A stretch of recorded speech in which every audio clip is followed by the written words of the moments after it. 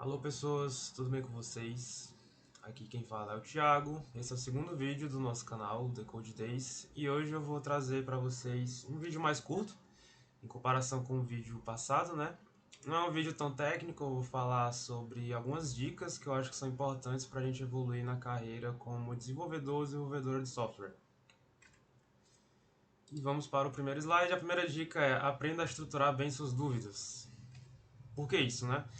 Eu noto que muitas vezes quando a gente está iniciando assim na carreira, é uma, algo que muitas vezes iniciantes têm dificuldade é em formular bem as suas dúvidas.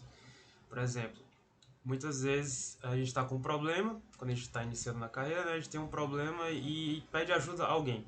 Eu decido pedir ajuda a alguma pessoa, pode ser no fórum, pode ser na própria empresa que eu trabalho, pode ser em um grupo do Telegram.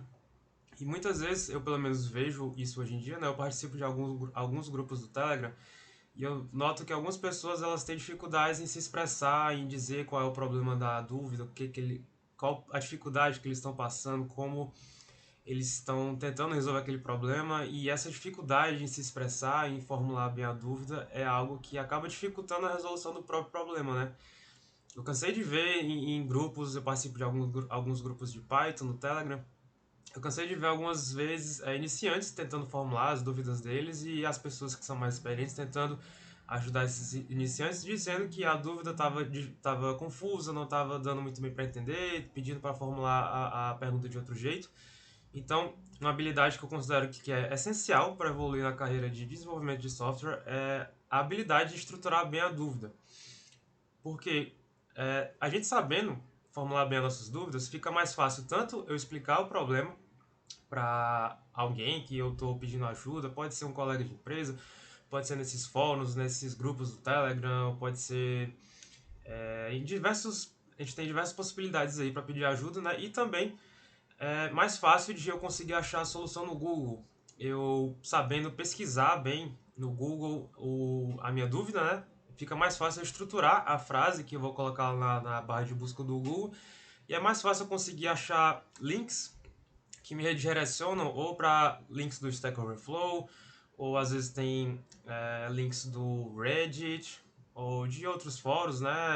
Às vezes links da própria, se é uma dúvida em alguma biblioteca open source, são links do próprio repositório do GitHub daquela biblioteca, né? Então, é essencial, eu considero que é essencial a gente saber estruturar bem a nossa dúvida, tanto para conseguir buscar a solução para aquela dúvida no Google ou em qualquer canto assim, né? Qualquer mecanismo de buscas, como também para explicar a minha dúvida para um colega de trabalho, em algum fórum, esse tipo de ajuda que também é muito utilizada hoje em dia, né? E eu tenho um caso para contar do meu início de carreira, né? Quando eu estava começando a programar, eu ainda vou gravar um vídeo aqui no canal explicando como foi o meu início de carreira. Quem não sabe, eu não sou formado em tecnologia, eu sou farmacêutico, mas eu vou contar os pormenores dessa história nesse próximo vídeo que vai sair no canal em breve. Mas no meu início de carreira, né, eu tentava usar programação, eu tentava utilizar Python para automatizar algumas rotinas do meu trabalho. E lá no comecinho eu tentei automatizar a criação de planilhas a partir de um aparelho que media viscosidade. E eu não sabia programar direito, eu mal sabia usar listas no Python, né? Eu estava aprendendo a interação ainda e tudo mais. E eu consegui desenvolver esse software, claro que aos trancos e barrancos no começo, porque eu não tinha experiência, né? Mas eu considero que isso me ajudou bastante. Nesse item número um, né? Eu consegui estruturar bem a minha dúvida, consegui achar possíveis soluções para minhas dúvidas no Google, né? Eu buscava de um jeito no Google e não achava a solução, eu buscava de outro e conseguia encontrar, e isso ajudou, eu considero, né, que me ajudou bastante a amadurecer nessa habilidade de estruturar bem as dúvidas para conseguir as soluções para resolver os meus problemas, né? Depois de um ano e meio eu consegui deixar esse software de um jeito que tá legal, assim, né? Eu não trabalho mais nesse lugar, eu vou contar essa história nesse próximo vídeo, né? Mas eu considero que me ajudou bastante a evoluir nesse quesito de estruturar bem as dúvidas que eu tenho para resolver meus problemas. O item 2 é conte o problema para si mesmo. E aqui eu vou contar sobre o Rubber Duck Debugging, que é debugando para um pato de borracha, né? Talvez alguns de vocês já tenham ouvido falar desse termo de debugar para um pato de borracha. Mas, se vocês não sabiam dessa história, né? É uma história referenciada pelo livro The Pragmatic Programmer, pelo menos eu vi isso na Wikipedia, e consiste em contar o problema, né? Tem esse conto de contar o problema para um pato de borracha, mas pode ser para uma pessoa próxima, pode ser para um colega de trabalho, pode ser você mesmo no banheiro tomando banho e pensando no problema.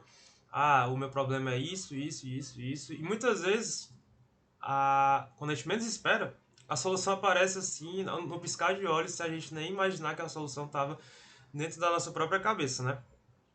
Incontáveis vezes eu já passei por algo parecido, né? Eu tô enganchado em um problema, eu tô enganchado em um problema e eu tento resolver de um jeito, tento resolver de outro jeito, tento resolver de outro jeito.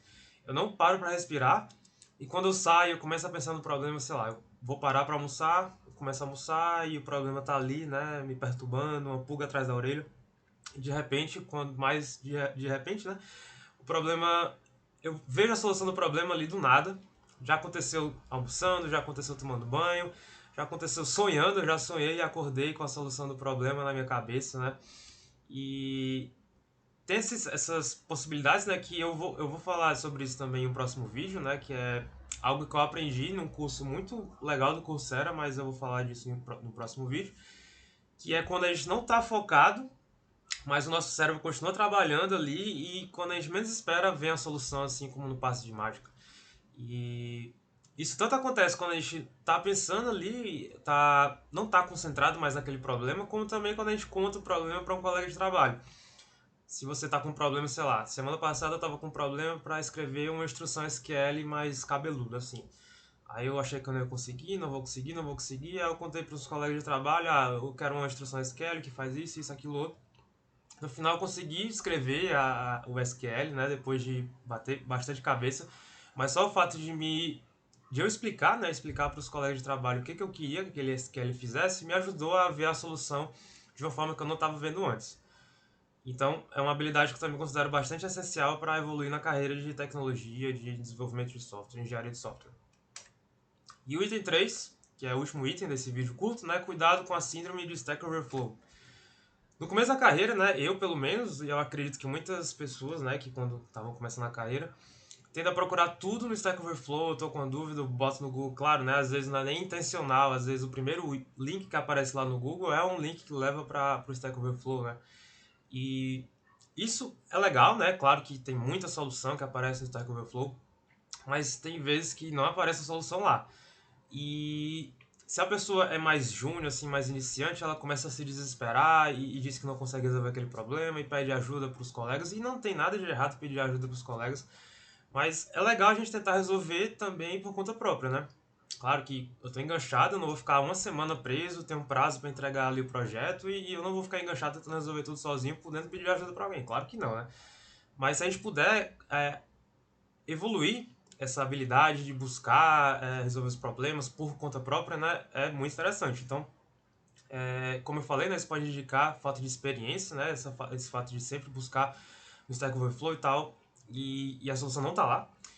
E para resolver isso, né, para resolver entre aspas, né, mas é uma ferramenta a mais que a gente pode ter nessa nossa busca por resolver um problema na internet, né, eu diria que aprender a ler documentação da tecnologia que a gente está usando ali. Às vezes eu estou enganchado no Django, eu estou tentando resolver uma coisa com o Django, e eu busco no Stack Overflow e não consigo resolver o problema. E já aconteceu comigo várias vezes. Eu tentei buscar e não achei, eu fui lendo a documentação e na documentação de uma página inteira explicando como eu resolver aquilo que eu estava tentando resolver e eu não estava encontrando no Stack Overflow, no Google, whatever, né?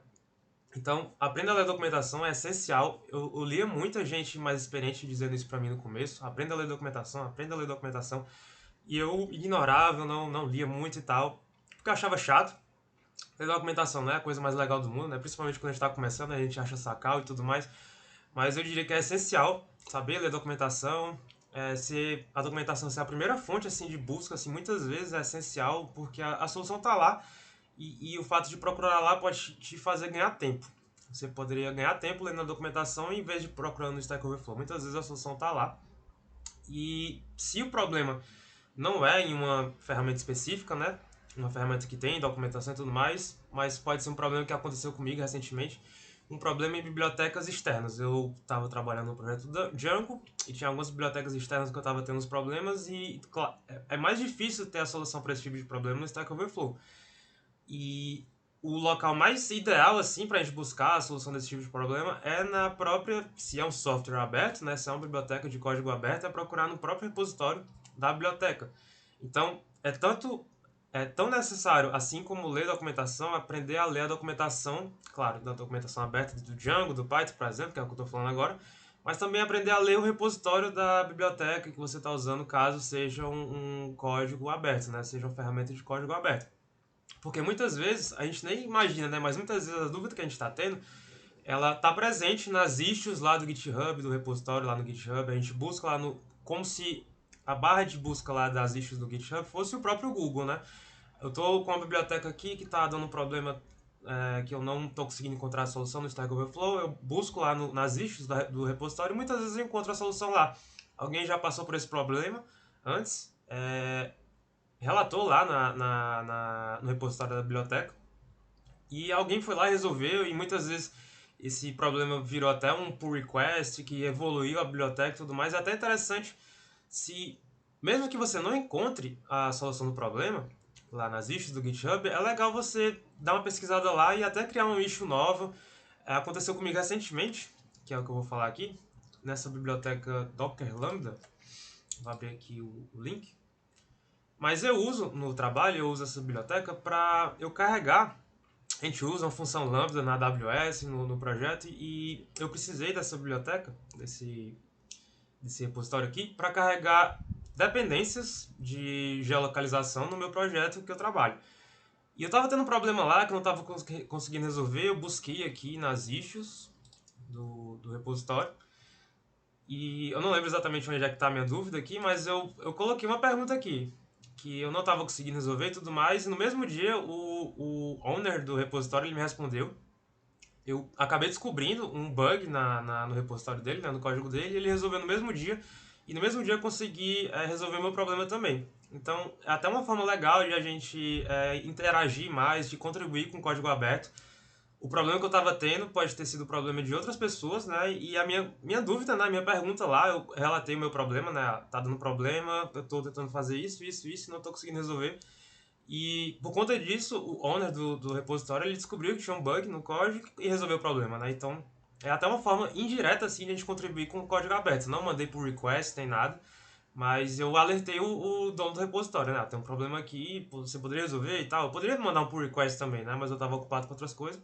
Mas o próprio dono, no mesmo dia, ele viu, foi bem atencioso, resolveu o problema e eu fui muito grato a ele porque eu consegui desenganchar no meu problema, né? Então, é isso. E outro problema, a gente usa o Zappa para fazer o deploy da função Lambda, né, na AWS. E eu busquei lá nas issues do Zap e consegui resolver meu problema também. Outras pessoas estavam tendo um problema parecido com o meu. E eu encontrei a solução nas próprias issues. Não mandei por request nem nada, mas me ajudou bastante também buscar nas issues do repositório como resolver o problema. E, e era isso que eu tinha para falar hoje. Espero que vocês tenham gostado desse tipo de conteúdo. Eu pretendo fazer mais conteúdos assim, não tão técnicos, né? Eu pretendo mesclar um pouco o conteúdo desse canal entre conteúdo mais técnico e conteúdo menos técnico. Que eu acho que é legal também ser um pouco da tecnicidade da nossa área, também falar mais um pouco sobre essa parte mais soft skills e tudo mais. Acho que ajuda a evoluir bastante, não só a parte, na parte técnica, né? Mas a parte não técnica também é importante a gente focar. Então espero que vocês tenham gostado desse tipo de conteúdo.